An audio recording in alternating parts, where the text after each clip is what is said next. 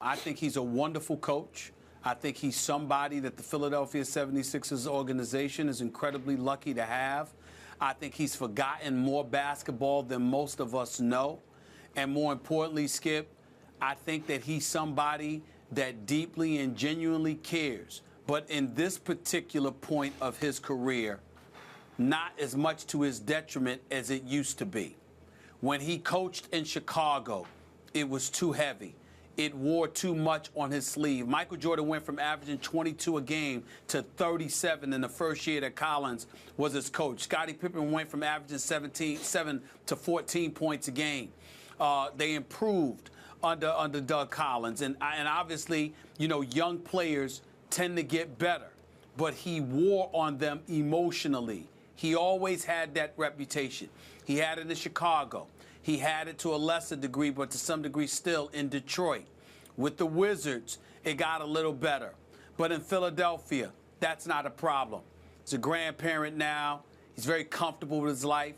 I've spoken to him on many occasions. He doesn't seem to wear his emotions on his sleeve as regularly as he used to. What I saw last night is a guy that was just flat out speaking the truth and talking facts.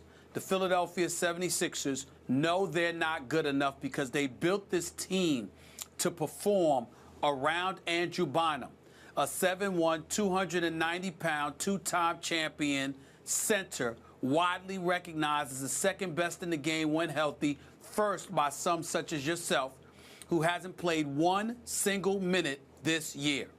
You've got a Drew Holiday. He's an all-star. You've got an Evan Turner who can play, a Thaddeus Young who could play. But if you look at the parts that they have, they were built to complement whoever the focal point was going to be, which was supposed to be Andrew Bynum. Never mind the fact that Jason Richardson has also missed 22 games. He was acquired in that three-team deal where Andrew Bynum came from L.A. and he came from Orlando. He hasn't played in 22 games either. He's out. You don't have the talent. So what Doug Collins is saying is, all we have left is to play hard and to be ready.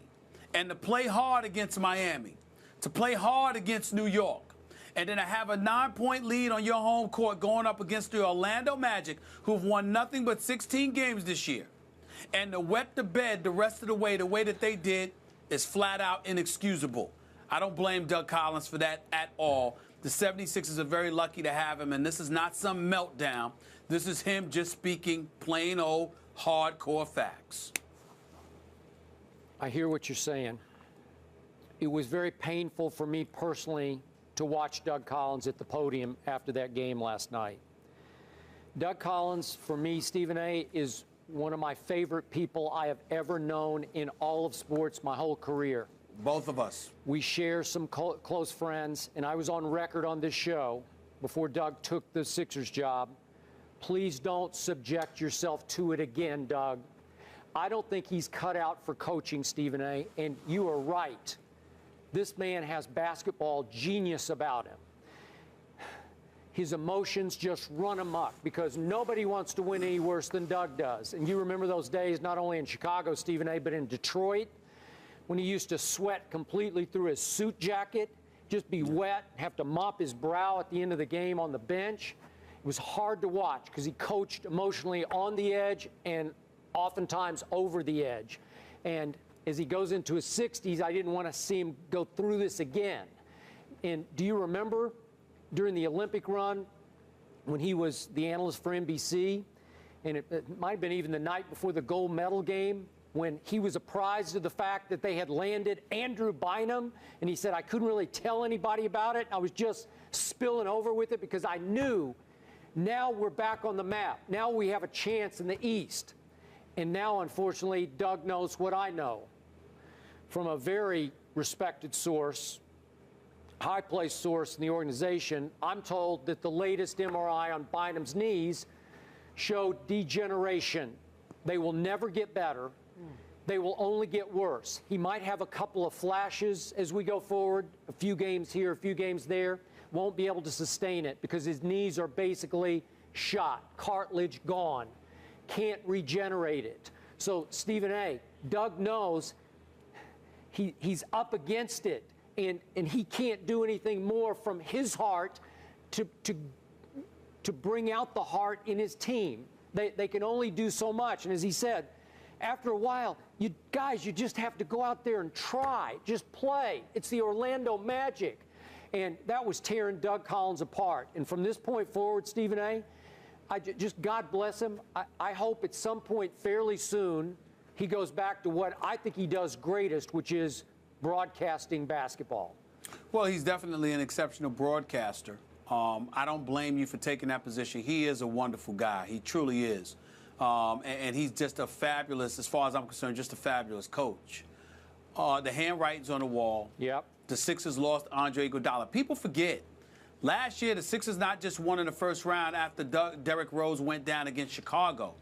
They pushed the Boston Celtics to Game 7 Yep.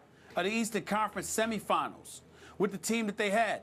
Doug Collins can coach this game. Oh, can he? It's just that you look at the roster and what you saw. Why I said it was hardcore truth, Skip. Yeah. What you saw yesterday was that he's saying, "Look, we played our hearts out against Miami. So no, we ended up losing by 24, but we battled them for three quarters. No shame in that. We fought and fought and fought against the Knicks. I agree. We had to succumb to Carmelo. No fault in that. But how do you not come out ready to beat the Orlando Magic?"